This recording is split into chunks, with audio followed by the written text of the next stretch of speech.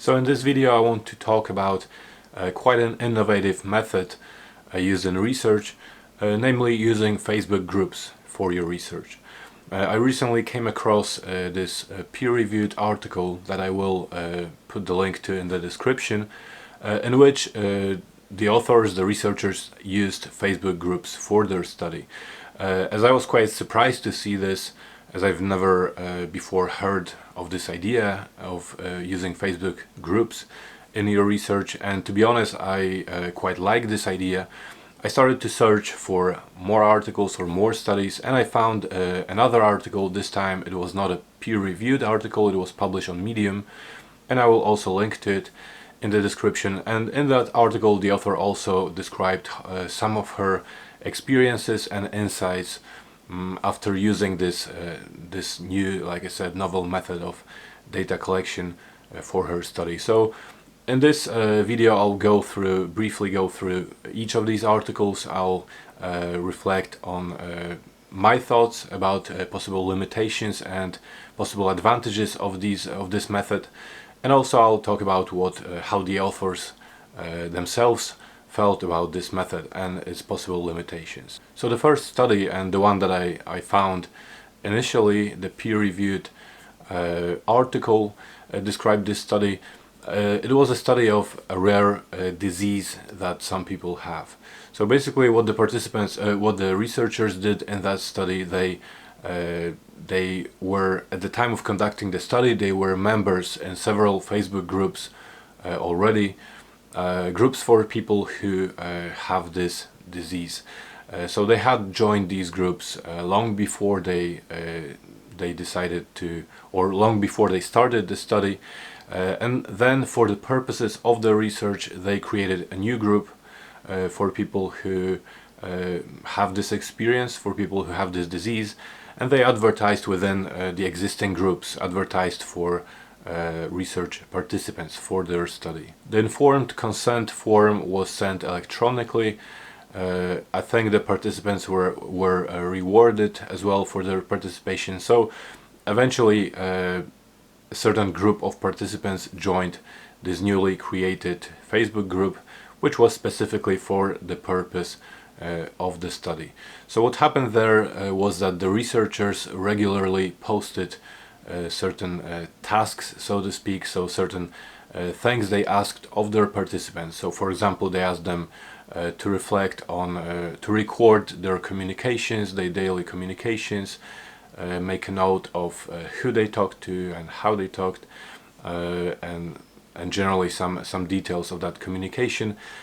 Sometimes they asked them to make a list of questions, for example, of questions that they would like other people to ask them. So again, as a reminder, they have this rare disease, so I'm sure there are things they would like to hear, maybe things they don't hear every day. So they were asked to create a list of questions they would like their family and friends to ask them. There were also other tasks, so I won't go into detail. In the article there is a table of different things that the researchers asked the participants to do. So again, they would create this Facebook post and explain every now and then what they want the participants to do. And after this study, what they analyzed in terms of the data for this study was, of course, the participants' contributions themselves. So as I said, this list of questions or something else that they were asked to develop, but also analyzed, it is my understanding at least, the interactions as they occurred on Facebook. So they analyzed how the participants, the members of this group, communicated between each other, how they reacted to each other's posts, how they commented, so kind of some kind of dynamics between the group members. And the other article, the one posted on Medium, the author reflects on a study that she conducted, and this was a study of how the participants use a certain Facebook feature for sharing pictures, sharing photos. So that was a diary study, so it was documenting their daily experiences as they were posting these photos. I believe they were also posting them to this group. I'm not sure what exactly happened in that study.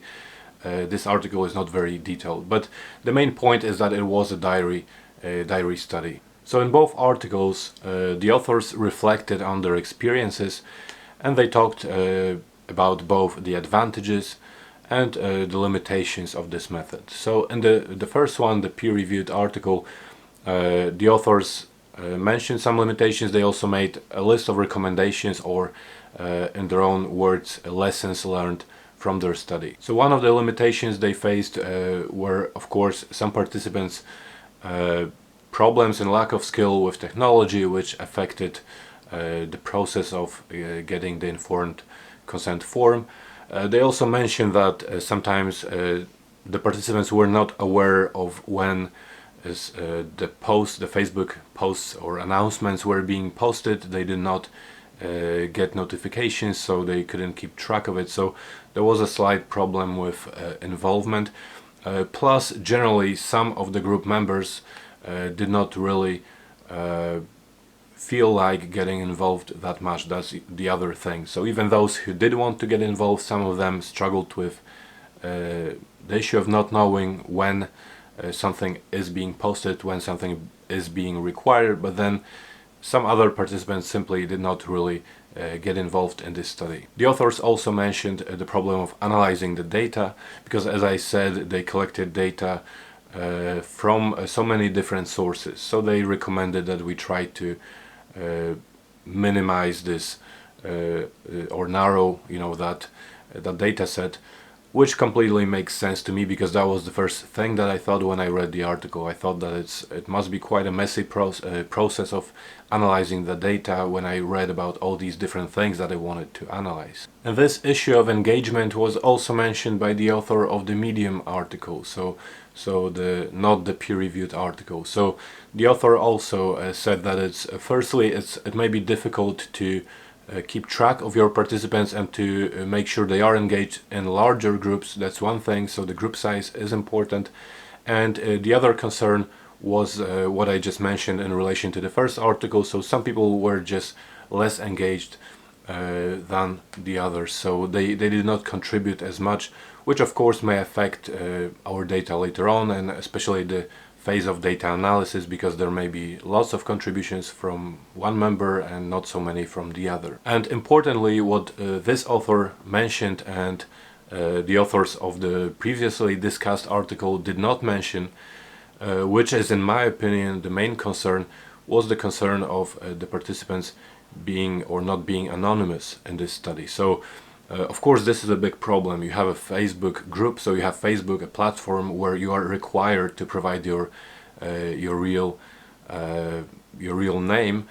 And as you know, in research, usually this is one of the first things that we mention in terms of the ethics of research, that we should give the participants the right to remain anonymous. So of course this may raise a few concerns. And in terms of the possible solutions to this problem, I don't think at the moment there is one clear-cut solution to this. So I also do encourage you to reflect on this, because in general this is definitely something worth considering, something worth investigating. So I would say that to defend, the authors of such studies, that perhaps this notion of being anonymous, although it definitely should apply to the fact of keeping our participants' data or our participants' personal details anonymous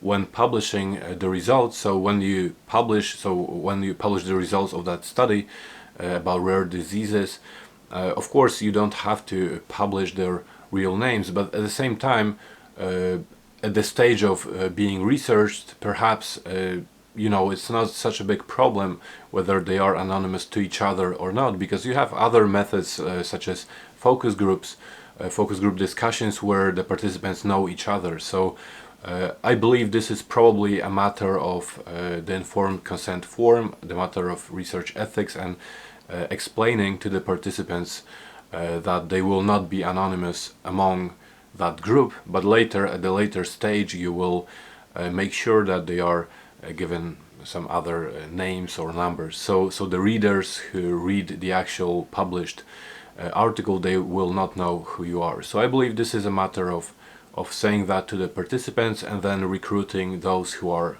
okay with this. So again, as I said, because it's such a new topic, I think you should try to explore this topic, read the available literature, and perhaps this is an opportunity for you to contribute to it, or opportunity for you to contribute to developing this method, to thinking about these different limitations. I would also say that it is very important what kind of study you are planning involving this method, involving Facebook groups, because I would say that for a study that addresses a sensitive topic, a sensitive issue, this may be more challenging, and this is what the author of the second, the Medium article pointed out as well. But interestingly, the first study, the peer-reviewed study, was actually about a very sensitive topic, about a rare disease. So of course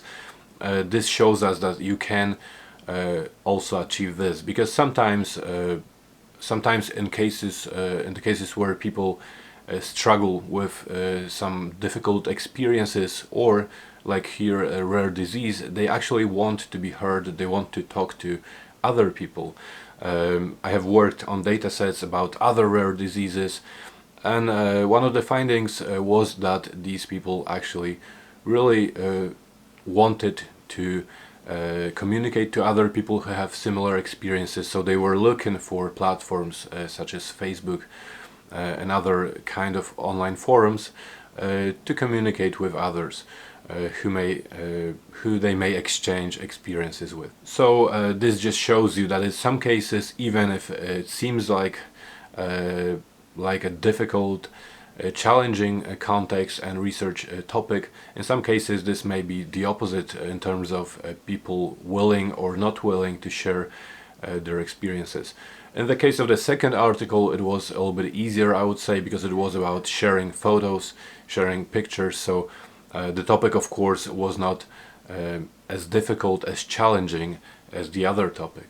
And what I liked in particular about this second study is that, again, the first thought that came to my mind when I thought about using Facebook groups for research was in fact to use it as a kind of a diary study. So the advantage of this approach is definitely the prolonged involvement. So it's possible to keep people involved, it's possible to monitor them. So this is another advantage. It's easier, sometimes more convenient for the researcher to keep track of all the research activities, to keep track of your participants, perhaps to remind them about things, to communicate with them. So you have this nice platform where you can have all of these things in one place. So to me it's a great advantage. And also what I said about involvement. So if you want to conduct a study over a certain period of time, so for example you want to conduct a study where people document their daily experiences over a certain period of time, I think again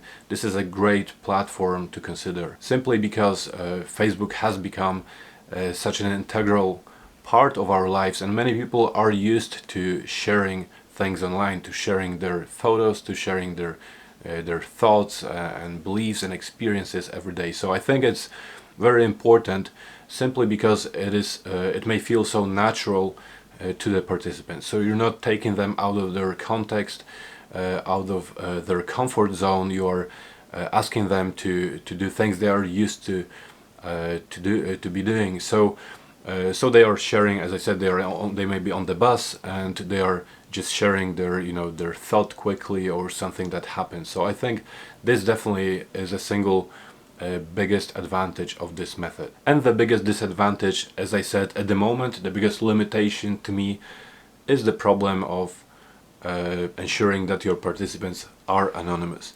Like I said, I don't have a solution for that. I will be interested to track developments in terms of this method. Maybe there are other articles where the authors are clear about how to address it. Maybe you have some ideas. I would love to hear them. So share your ideas for how to how this kind of study could be designed. I would love to hear that, or maybe you had already this experience of conducting this kind of study. That would be even more interesting. So I would encourage you to reach out and perhaps even think about contributing to this channel or to my blog. So that's everything that I had to say in this video about Facebook groups. Hope you enjoyed it.